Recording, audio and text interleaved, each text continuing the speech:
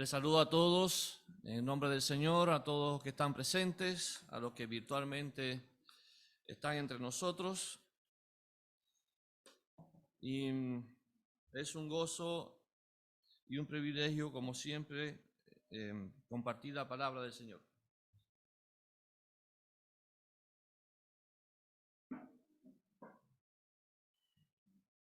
Puse por título el mensaje de esta tarde: la salvación del creyente más allá de los prejuicios del hombre. La salvación del creyente más allá de los prejuicios del hombre. Vamos a orar. Padre Celestial, gracias por tu palabra que ha sido leída y ahora va a ser expuesta. Y rogamos, Señor, que hables a nuestra vida.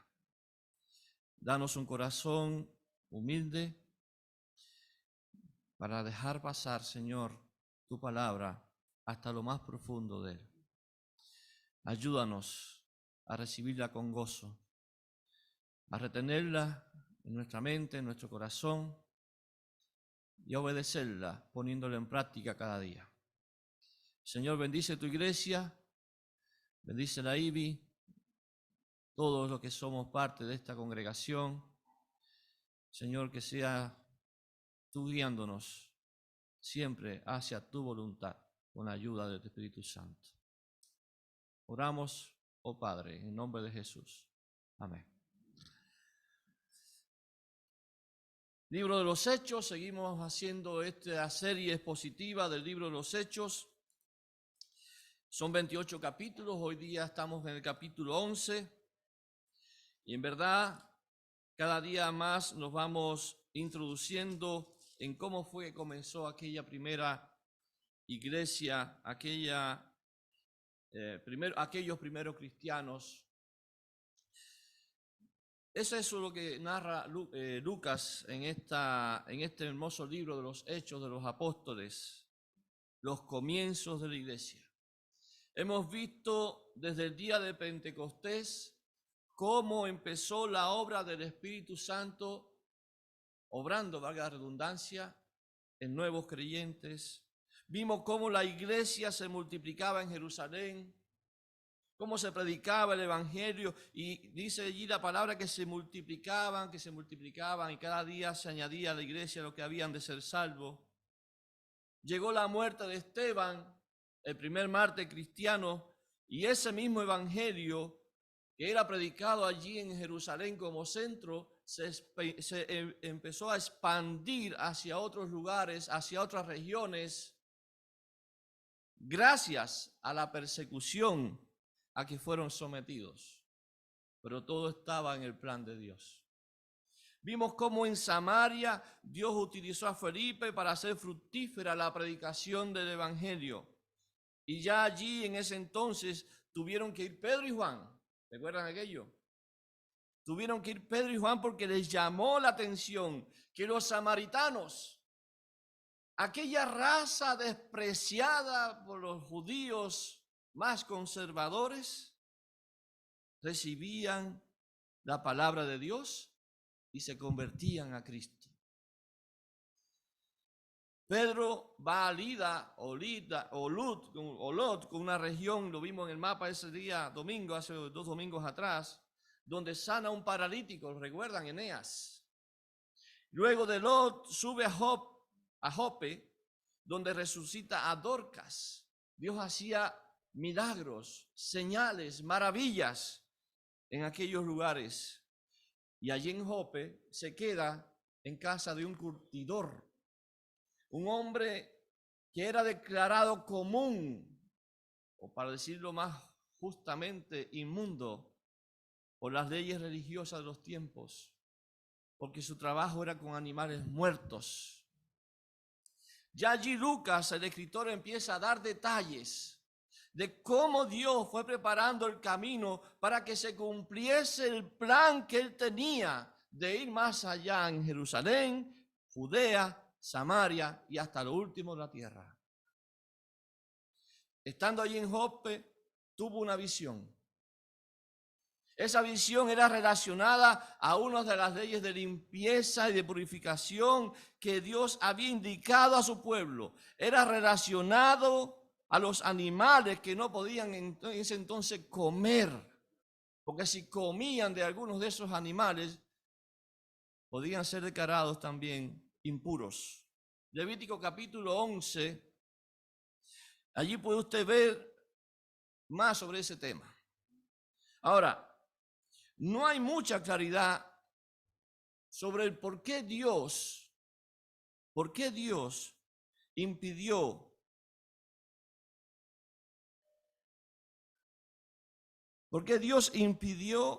comer a su pueblo, al pueblo de Israel, aquellas cosas de aquellos animales. La respuesta única para mí es que Dios quería diferenciar a su pueblo santo y puro, quería apartarlo para él y quería diferenciarlo de las naciones paganas. Allí Pedro replica la orden dada en visión por el Señor de matar y comer de esos animales. Él ve en visión a que venían todos esos animales y Dios le dijo, mata y come. Y dice Pedro, Señor, yo siempre he cumplido la ley de purificación. No he comido nunca animales comunes e inmundos. Y es ahí donde la lección que Dios quería darle a Pedro, esa lección era, lo que yo limpié, no lo llames tú común. Lo que yo limpié, no lo tengas tú por común. No lo llames tú inmundo, porque Dios fue quien lo limpió. 3 veces sucedió aquello. O sea, 3 veces aquel escenario. Y relata Lucas allí en capítulo 10 del verso 16, que dice, esto se hizo 3 veces y aquel lienzo volvió a ser recogido en el cielo. 3 veces lo que yo limpié, no lo llames tú común. Entonces, ya en Cesarea, ahí desde Job se va Pedro a Cesarea.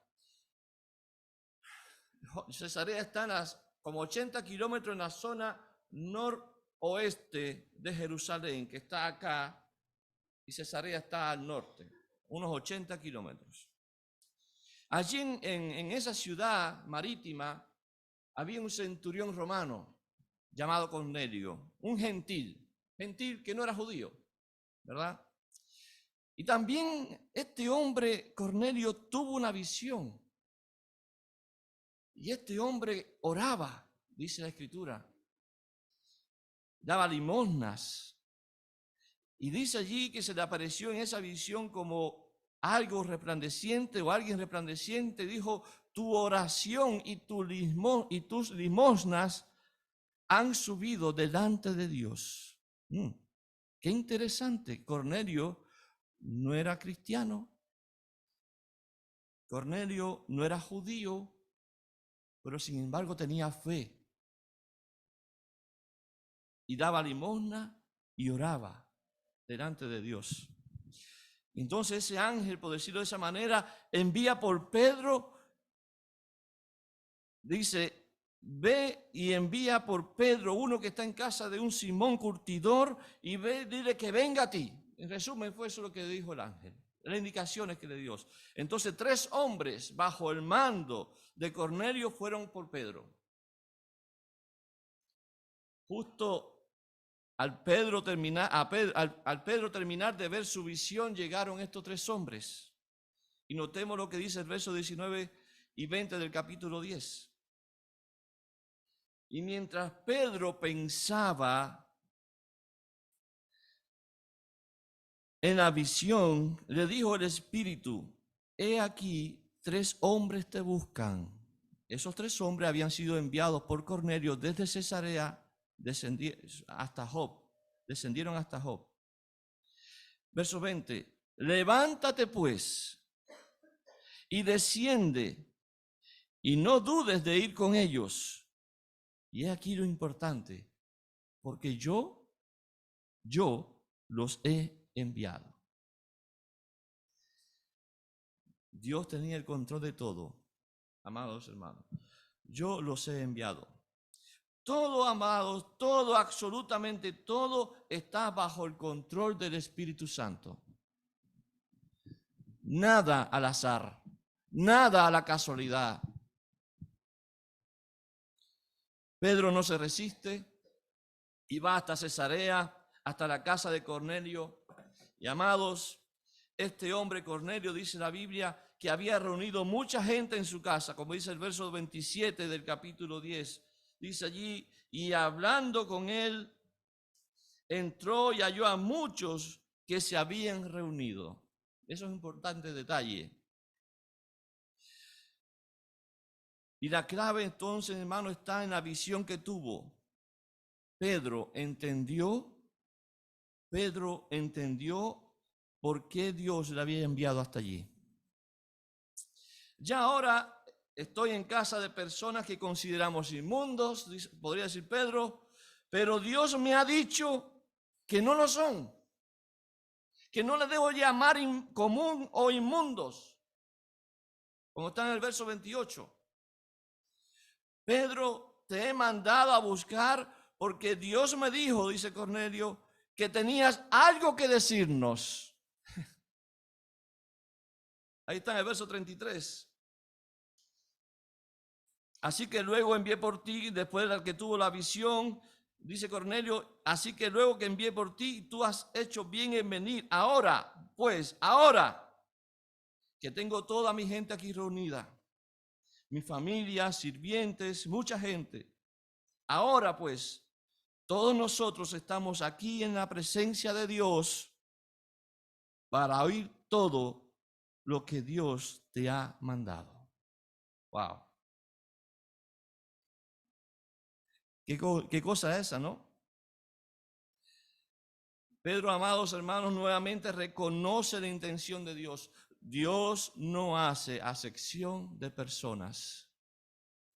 Por ende, lo único que debía hacer Pedro era hablarles acerca del Evangelio de Jesucristo. Era hablarles acerca de Jesús. Y desde el verso 36, que usted lo puede ver ahí, del capítulo 10, al verso 43, Pedro habla acerca de Jesús. El centro de su discurso, de su predicación, no es que ustedes son gentiles y yo soy judío. El centro del discurso de Pedro es Jesucristo resucitó, Jesucristo murió, Jesucristo es el Hijo de Dios. Pedro habla acerca de Jesús, Pedro predicó el Evangelio, amados, es un hermoso relato que vale la pena leer nuevamente. Y mire lo que dice. Dios envió mensaje a los hijos de Israel, anunciando el Evangelio de la paz por medio de Jesucristo. Este es el Señor de todos. Ahí está Pedro poniendo a Jesucristo como el Señor. Vosotros sabéis lo que se divulgó por toda Judea, comenzando desde Galilea, pues después del bautismo que predicó Juan. Como Dios ungió con el Espíritu Santo y con poder a Jesús de Nazaret, y como éste anduvo haciendo bienes, sanando a todos los oprimidos por el diablo, porque Dios estaba con él.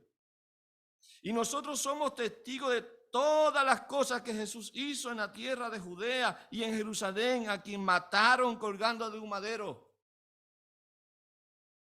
Y a este levantó Dios al tercer día e hizo que se manifestase, no a todo el pueblo, sino a los testigos que Dios había ordenado de antemano, a nosotros que comimos y bebimos. No era un fantasma, que comimos y bebimos con él después que resucitó de los muertos. Y nos mandó que predicásemos al pueblo y testificásemos que él es el que Dios ha puesto por juez de vivos y muertos, Jesús. De este dan testimonios, dice, todos los profetas, que todos los que en él creyeren recibirán perdón de pecados por su nombre. Evangelio en su más pura esencia. Ese es el evangelio de Dios. Hablar de Jesús. Cuando el incrédulo, amados, oye la palabra de Dios, es el Espíritu Santo el que hace su obra. Dice que de inmediato, a medida que Pedro hablaba, dice que de inmediato el Espíritu Santo cayó sobre todos los que oían el discurso o la predicación de Pedro, allí en casa de Cornelio. No olvidemos nunca que la fe viene por el oír la palabra de Dios. Es la palabra de Dios la que penetra como una espada de dos filos hasta partir el alma de una persona. Hay un verso clave en esta narración del capítulo 10 y son los versos 45 y 46, que dice: y los fieles de la circuncisión que habían venido con Pedro se fue desde Jope hasta Cesarea con 6 acompañantes, y todos eran de la circuncisión, eran judíos que se habían convertido al cristianismo. Dice que estos de la circuncisión que habían venido con Pedro se quedaron atónitos. Lo mismo que pasó en Pentecostés, el día de Pentecostés. Se quedaron atónitos de que también, escuche, sobre los gentiles se derramase el don del Espíritu Santo, porque los oían que hablaban en lenguas y que magnificaban a Dios.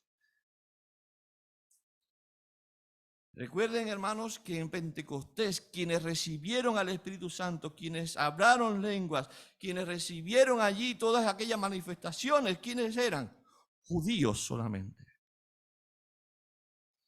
Pero ahora los judíos que habían recibido a Cristo estaban diciendo: wow, también el Espíritu Santo está obrando en estos que no son circuncidados, que no son judíos.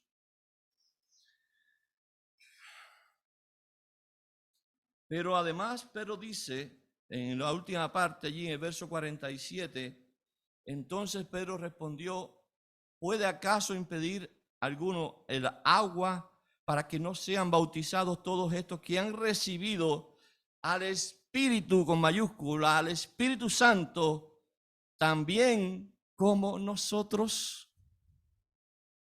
No había ninguna diferencia entre aquellos hombres judíos que recibieron el don del Espíritu Santo y estos hombres que no eran judíos.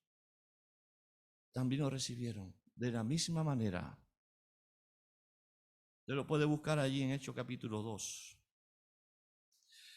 Allí fueron entonces bautizados primero por el Espíritu Santo y luego en agua los primeros cristianos gentiles.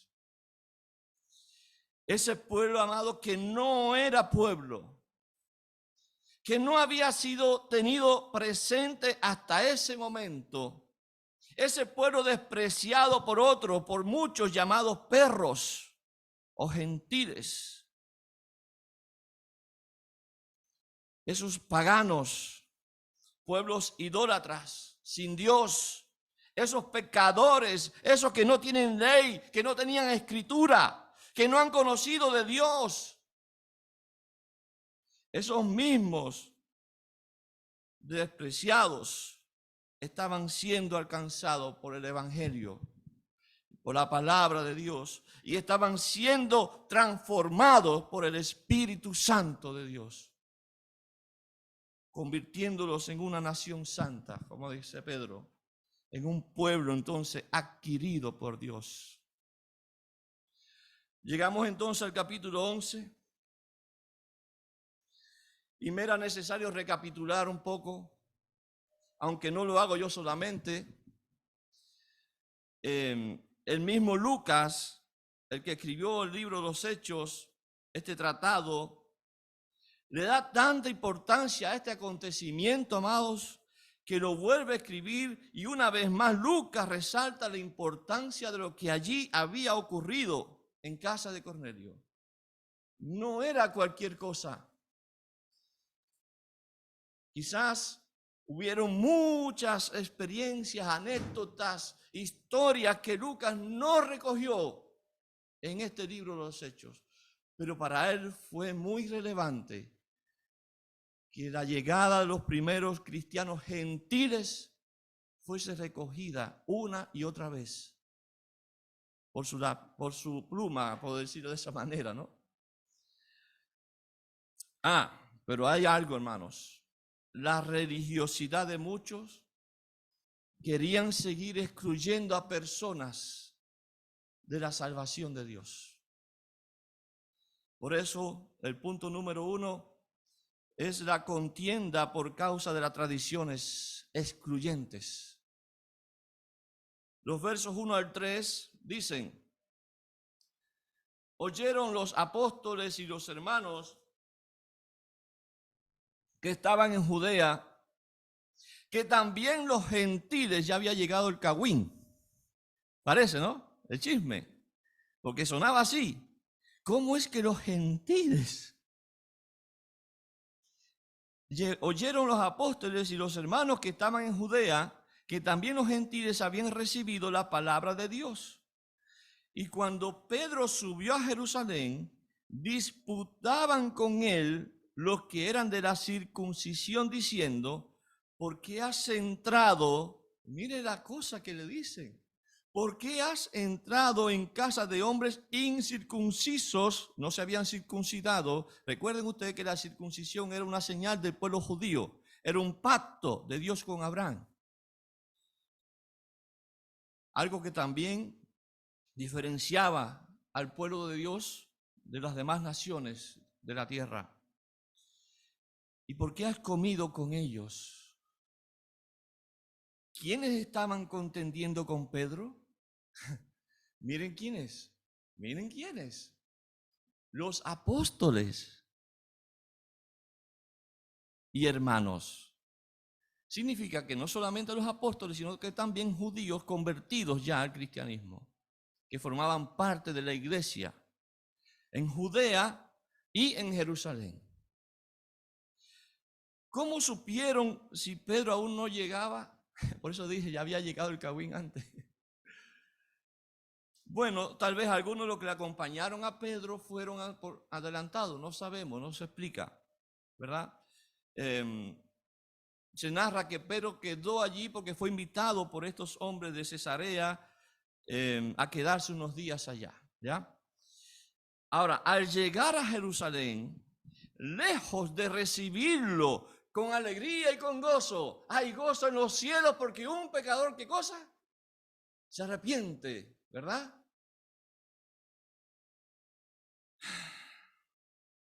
En vez de decir: oh, vaya Pedro, Dios te usó. Qué bueno que comunicaste el evangelio, qué bueno que pudiste predicar, qué bueno que se convirtieron más personas para Cristo. Pero claramente no fue así.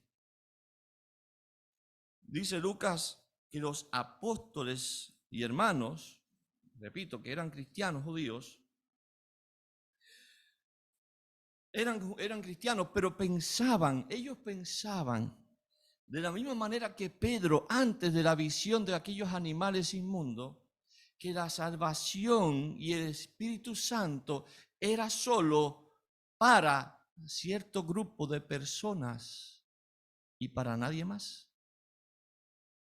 Especialmente para los circuncidados.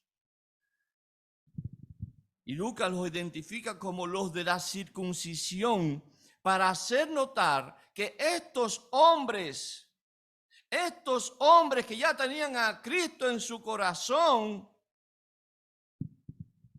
aún estaban haciendo acepción de personas. Estos hombres además querían que todo el que viniera a Cristo también fuese circuncidado como ellos, a fin de abrazar el cristianismo y de poder ser parte del cristianismo, pero manteniendo ciertos estándares de las tradiciones judías. Y este problema no se acaba aquí, este problema lo vamos a seguir viendo más adelante. Hay hasta un concilio por estos temas. Entre las malas prácticas, amados, estaba, según para ellos, el compartir con personas no circuncidadas, pasar a sus casas, peor todavía, comer con ellos, peor todavía, que fue lo que hizo Pedro. Él entró a casa de Cornelio, un gentil, no era circuncidado, no era judío, comió con se quedó en su casa y comió con ellos. Y a diferencia, amados, de las tradiciones, el evangelio, valgo a repetir la idea, a diferencia de las tradiciones y de los prejuicios de los seres humanos, aun cuando son cristianos, el evangelio no es excluyente. El alcance del evangelio va más allá de lo que los hombres vemos y entendemos. El evangelio no fija límites en personas. Son las personas las que rechazan el evangelio. Y son las personas, somos las personas las que pensamos y creemos que este y este no merecen la salvación de Dios. Y eso está en nuestro corazón, en nuestra conciencia. Podemos dominar eso y lo entendemos, pero está en nuestra conciencia el ser egoístas, codiciosos. Queremos todo para nosotros, los demás no importa. En segundo lugar, vemos el argumento de Pedro para refutar a sus contrincantes. Y es interesante. Les plantea Pedro con sinceridad los acontecimientos. Oigan, espérense un poquito, esto fue lo que ocurrió. Le empieza a decir ahí todo el tiempo lo que ocurrió. Les explica acerca de la visión sobre los animales. Dice que fue una orden también dada por el Espíritu Santo. Yo fui quien los mandé. Tenía 6 testigos de lo que sucedió, como dice el verso 12. Él les comunica acerca de la visión de Cornelio, de cómo un ángel le dio indicaciones. Él le comunica a estos hombres, a los apóstoles, a los cristianos, de cómo un ángel le dio indicaciones. El Espíritu Santo dice que cayó sobre ellos de la misma manera que como nosotros, le dijo Pedro, allí en el relato que hace. De la misma manera que a nosotros, así también el Espíritu Santo fue con ellos. Todo aquel relato de Pedro, los testigos y la palabra usada por Pedro para persuadir a los apóstoles y a los hermanitos, daba como resultado una conclusión. La obra hecha por Dios, yo no puedo deshacerla. ¿Escuchó? Lo que Dios hace, el hombre no lo puede interferir. Verso 17. Si Dios pues les concedió también el mismo don que a nosotros,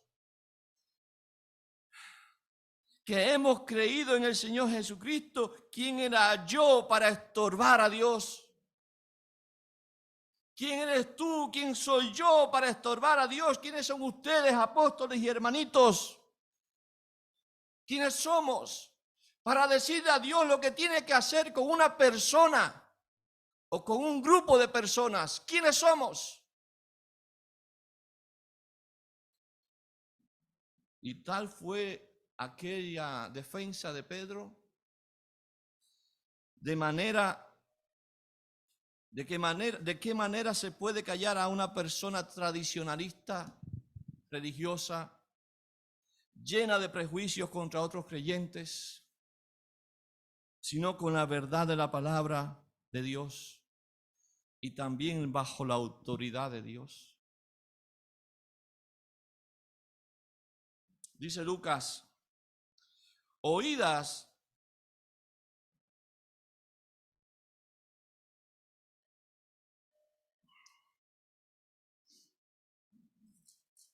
Dice Lucas que oídas estas cosas,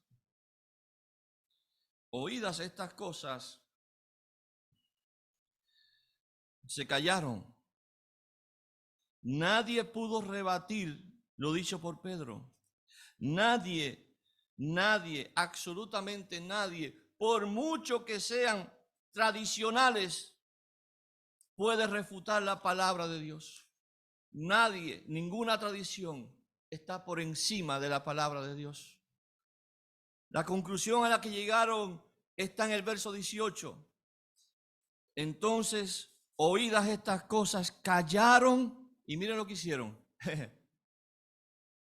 Y glorificaron a Dios. ¿Sabe lo que me da a entender esto? Estaban equivocados. Estábamos equivocados. Pensábamos que la salvación era solo para nosotros.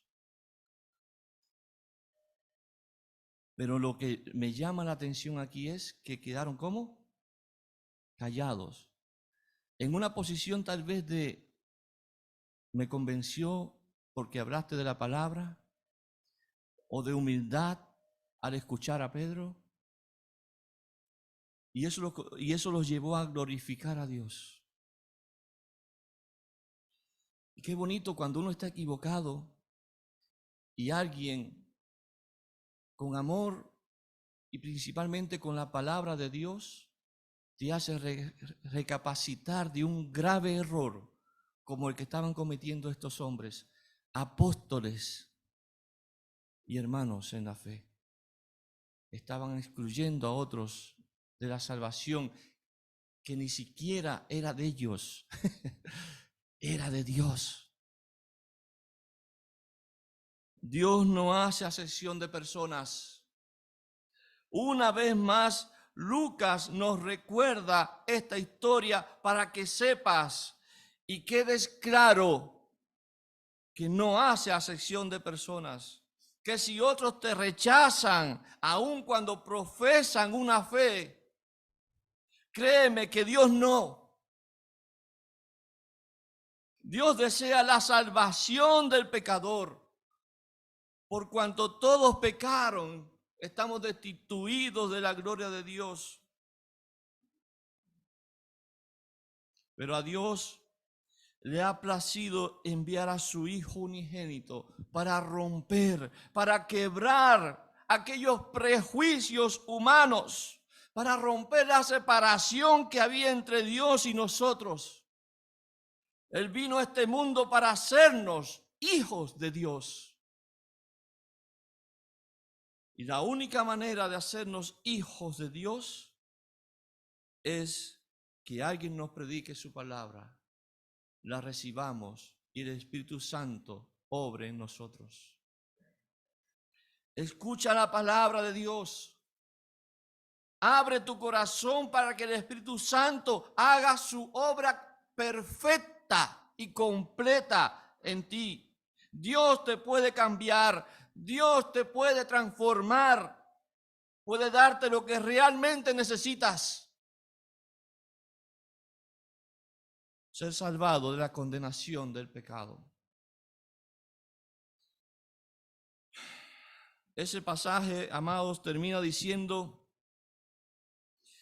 que Dios, el último versículo, verso 18, entonces oídas estas cosas callaron y glorificaron a Dios diciendo, de manera que también a los gentiles ha dado Dios arrepentimiento para vida.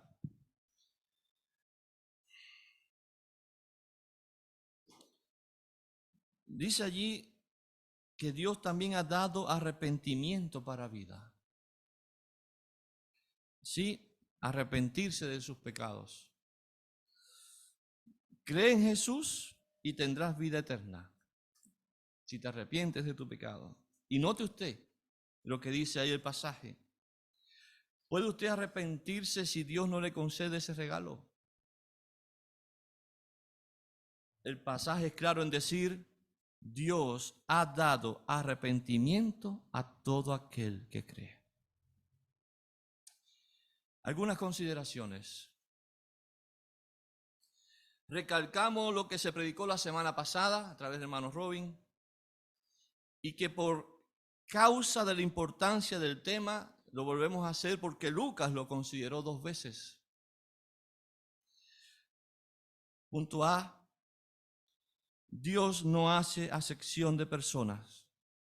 Su deseo, el deseo de Dios es que dice que todos vengan al arrepentimiento.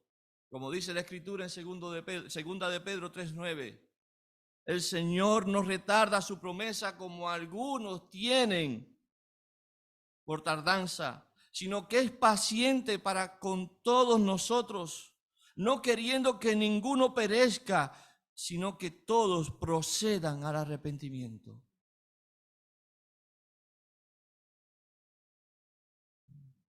Inciso B, el pasaje deja en claro que no es necesario nada más. No es necesario nada más que la obra de Dios para salvación. Ninguna tradición, ninguna costumbre, por muy arraigada que sea a las cosas de Dios, carecen de valor o de mérito en la salvación del creyente. Es Dios, a través del Espíritu, de su palabra y la obra del Espíritu Santo, el que otorga salvación. Inciso C.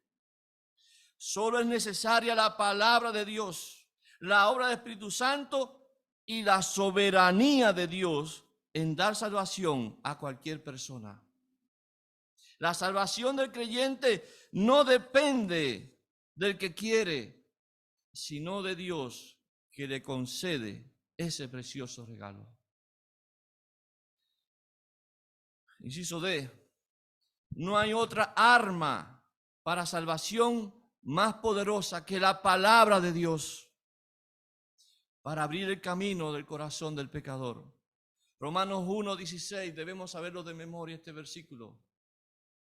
Porque no me avergüenzo del evangelio, porque es que dunamis, poder de Dios para salvación, primeramente del judío, porque a ellos les llegó la palabra, ellos conocieron primero al Señor, y después al griego como al gentil, como se dio justamente en este episodio de Lucas, del libro de los Hechos.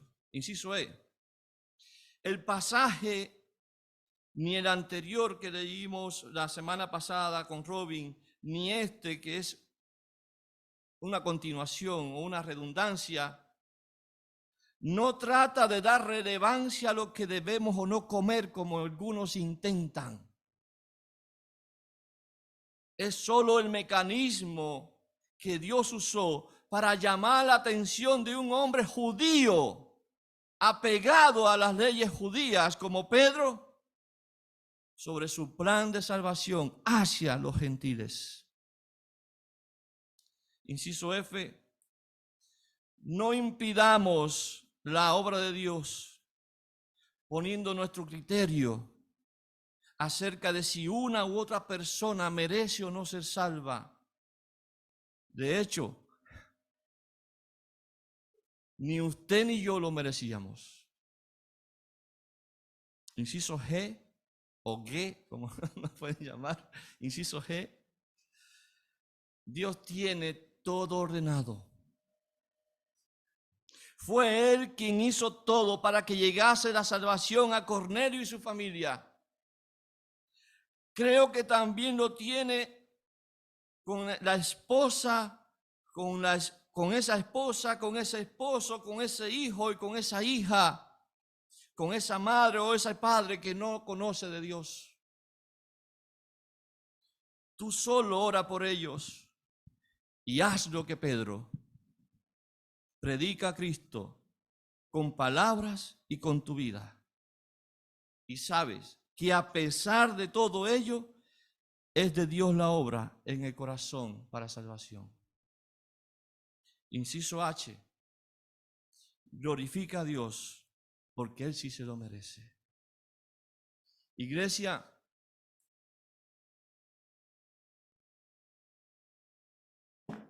perdón.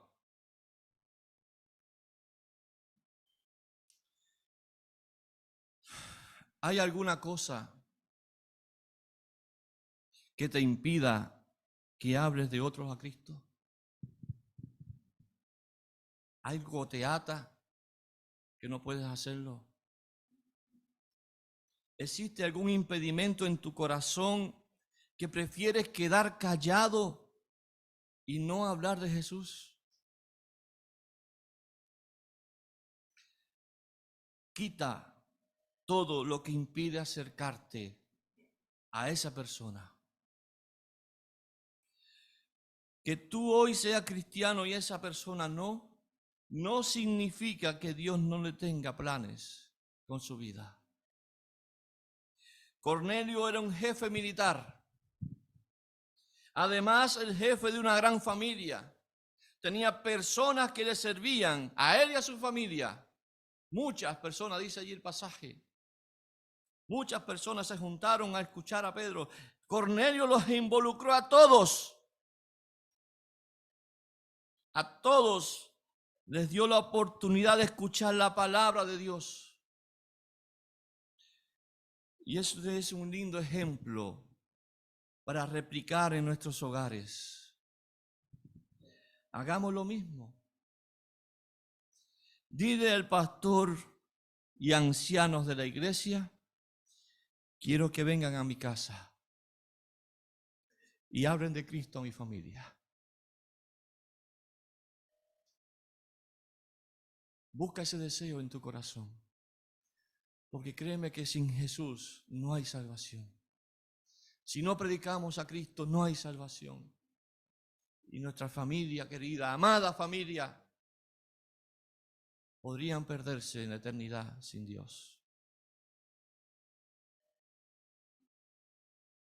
Iglesia, que nada detenga la predicación de la palabra de Dios, porque en ella hay poder de Dios para salvación. Señor, gracias por tu palabra. Gracias por Jesús, quien murió en la cruz por nosotros. Gracias porque Él murió en mi lugar por mis pecados para darme salvación eterna, vida eterna.